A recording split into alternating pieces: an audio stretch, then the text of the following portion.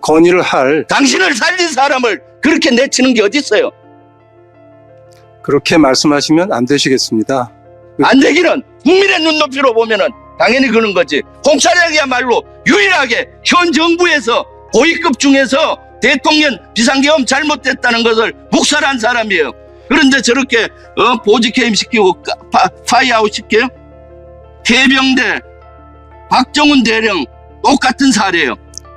경호처 경호부장 똑같은 사례예요. 한 말씀만 좀 규정대로 하겠다는데 한 말씀만 좀 드렸으면 좋겠습니다. 배제하잖아요. 홍 차장이 2차 계엄 가능한 사항이다라고 얘기했는데 이 근거가 뭔가요?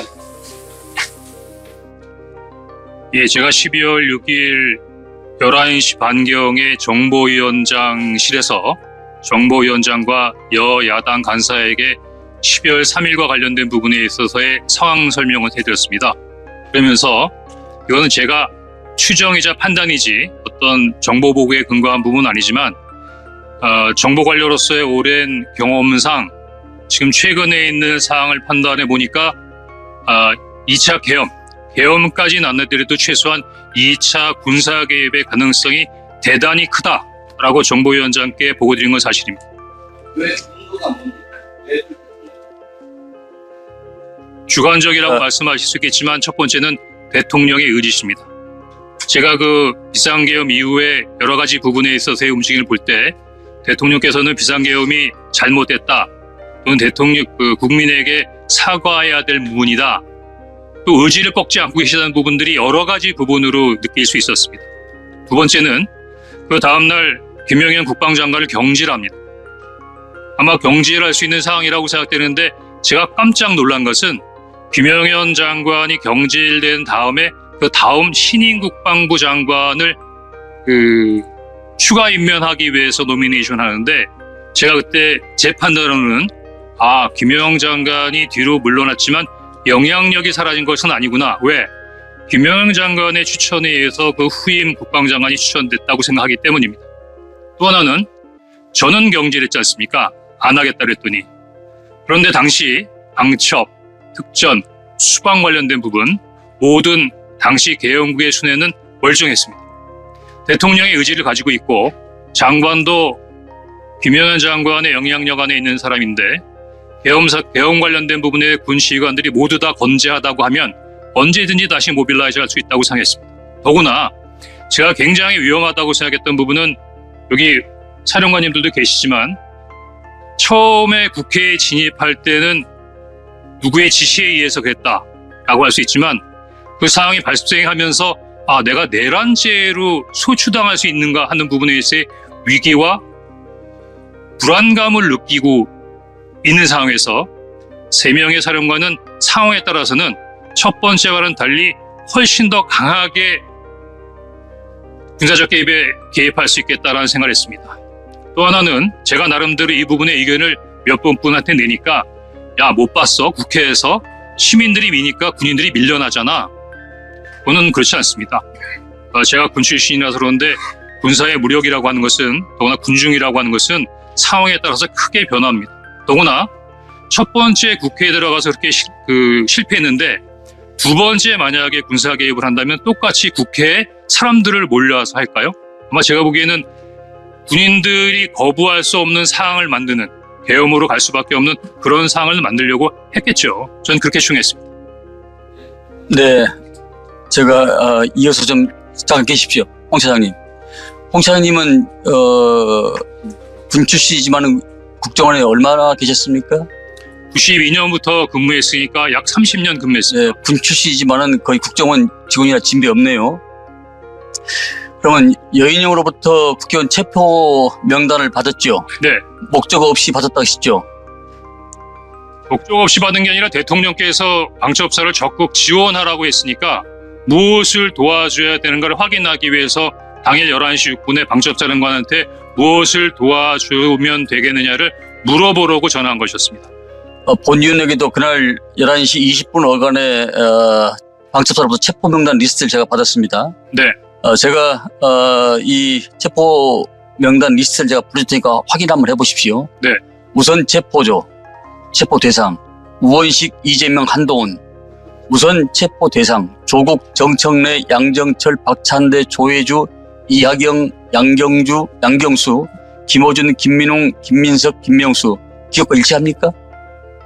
대부분 일치하는데 이경수라고 하셨습니까? 양경수. 양경수 맞습니다. 들어주세요. 예. 이 윤석열의 국회의원 체포 지시를 조태용 원장에게 보고거나 알린 바가 있었다고 하셨죠?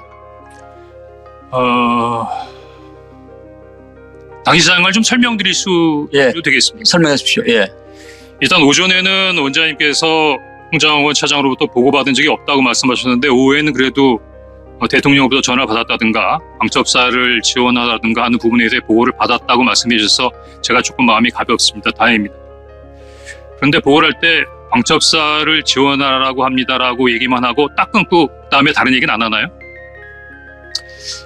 사실대로 말씀드리면 보고를 보고를 안 한 것이 아니라 보고를 거부하신 겁니다. 제가 정무주의 때 얘기하지 않는 것은 내용 자체가 너무 민감한 부분이라서 다른 사람들하고 쉽게 공유할 수 있는 사항이 아니라고 생각했습니다. 그래서 일단 정무주회의를 마치고 제 보좌관에게 원장님께 보고 드릴 수 있는 사항인지 한번 확인해 보라고 했습니다. 뭐라고 말씀하셨고 제가 서둘러서 원장님실로 보고를 들어가는 것을 비서실 직원들이 다 봤으니까 아마 보고 드렸던 것 자체를 다르게 말씀하실 수는 없을 겁니다. 제가 물려고 들어가니까 원장님께서는 그 정무직 회의를 하셨던 그 소파에 그냥 앉아 계셨고 제가 앉자마자 원장님 제가 대통령님으로부터 전화를 받았습니다. 그런데 아마 대통령님께서 해외 출장을 이미 출발하셔서 아마 국내에 안 계신 줄 알고 저에게 전화하신 것 같습니다라고 얘기했는데 그 뜻은 원장님께서 그 다음날 아침에 일찍 해외 출장이 있으셨어요. 아마 국정원 정도의 출장은 대통령께서 또 아셨을 테니까 아마 착오인지는 모르겠지만 왜냐하면 그 이외에는 저에게 전화할 이유가 없었기 때문이죠. 그 다음에 아무 말씀 없었습니다. 더구나 비상국무회의에 가서 대통령을 만나고 오셨을 텐데도 비상국무회의에 갔다 왔다라는 말씀도 없으셨습니다. 그래서 제가 이어서 대통령께서 방첩사를 지원하라고 합니다 라고 하니까 아무 말씀도 없으셨습니다. 그래서 제가 사실은 조금 좀 놀라게 방첩사에서 지금 이재명하고 한동훈을 잡으러 다닌답니다 라고 말씀하시니까 다소 의외의 답을 받았습니다. 내일 아침에 얘기하시죠. 그래서 아니 지금 내일 아침에 말씀드릴 수 있는 사항이 아니잖아요. 더구나 정무직 회의도 지금 TV에서는 계엄군과 시민, 경찰, 국회 관계자들이 엉켜서 정말 국가의 초유의 위기 상황으로 치닫고 있는데 국가안보를 책임지고 있는 순회회의에서의 어떤 결론이 내일 아침에 얘기하시죠? 그럼 그 야간 동안은 뭘 한다는 겁니까? 그래서 제가 원장님께 방첩사를 지원하라는 대통령의 지시가 있다고 하면서 방첩사에서 한동훈과 이재명을 잡으러 다닙니다 라고 말씀드리니까 내일 아침에 얘기하자고 말씀하셨고 그래서 제가 원장님 그래도 최소한의 업무 방향이나 지침은 주셔야죠 이렇게 말씀드렸더니 그 앉았던 소파에서 일어나서 가버리셨어요. 더 이상 보고 드릴 수가 없었습니다. 그것을 우리 홍 차장께서는 원장이 정치 개입이라고 판단했다고 생각하십니까? 제가 보기엔 지금 원장님께서 정치 개입이라고 판단하는 것은 그 내용이 아니라고 생각합니다. 그 정치 개입이라고 원장님께서 말씀하신 건 다른 얘기인데요. 그 다음날 11시 30분 정무직 회의가 끝나고 난 다음에 원장님께서 이런 제의를 하십니다. 통상 일주일에는 한 번이나 두 번 정도 정무직 회의를 하는데 상황이 엄중하니까 우리 매일 아침마다 티타임을 하면서 상황 관련된 부분에 대한 대처 협의를 합시다.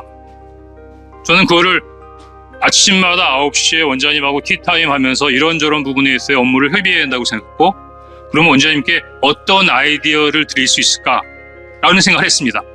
그래서 5일날 오후 정도로 기억이 되는데 그때 오전에 야당 대표께서 비상계엄에 군을 동원해서 도리어 북한의 군사위협이 더 가중되는 면이 있다라는 발표를 하시면서 조금 북한 군사에 대한 북한의 군사 위협에 대한 약간의 불안감을 느끼시는 말씀을 하셔서 그래 맞다. 지금 비상계엄을 대통령께서 직접 하신 부분이니까 대통령실에서 할 수도 있는 부분도 아니고 국회도 이렇게 혼란스러운 상태에서 그냥 원장님께서 야당에다가 얘기해서 북한 관련된 부분, 한반도의 안보 상황, 우리 국정원이 잘 관리하고 있습니다. 해외 관련된 부분의 동맹과도 잘 소통하고 있고 국내 사회 질서도 잘 나름대로 관리하고 있으니 국정원이 앞으로 나름대로의 어떤 비상계엄 이외의 여러 가지 부분에 있어의 국면을 잘 감당하겠습니다. 뭐 그렇게 전화 한 번 하는 게 없겠느냐고 브레인스톰 차원에서 그냥 건의드린 겁니다. 물론 네. 이것 때문에 원장님이 저를 경질했다고 생각지 않습니다. 계세요. 왜냐하면 지금은 다들 알고 계시지만 12월 6일만 하더라도 이런 사항에 대해서는 알고 계신 분이 많지 않았기 때문에 아마 원장님께서도 12월 6일날 당일날 12월 3일날 홍장원이가 대통령 말 안 들어서 경질한다는 말씀을 하실 수 없으셨을 겁니다. 다만 거기에 대한 이유로 그 이야기를 하신 것 같고, 다만 제 입장에서는 대단히 억울하고 문제시되는 게 대부분 잘 자세히 보시지 않으면 잘 모르시겠지만 국정원법 11조에 보면 국정원 직원이 정치 중립을 위반하면 7년의 징역에 처할 수 있도록 되어 있습니다.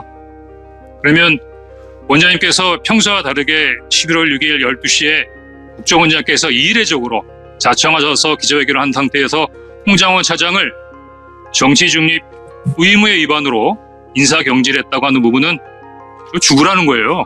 사법적으로 매장하겠다는 겁니다. 근데 그게 말씀으로 끝나지 않았습니다.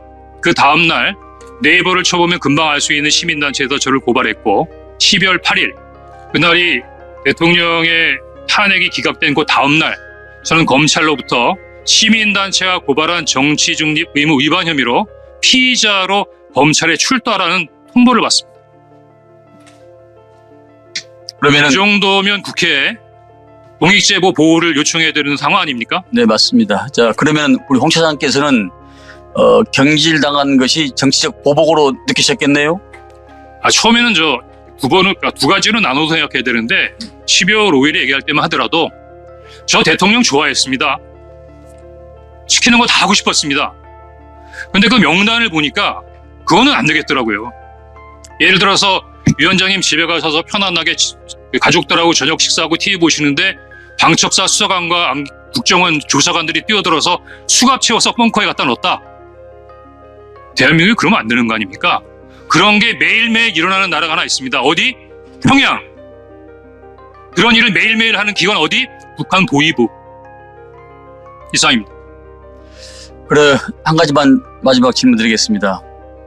그 국정원 쪽에서 한동훈 대표한테 체포와 관련하여 이러한 전화를 한 바가 있습니까?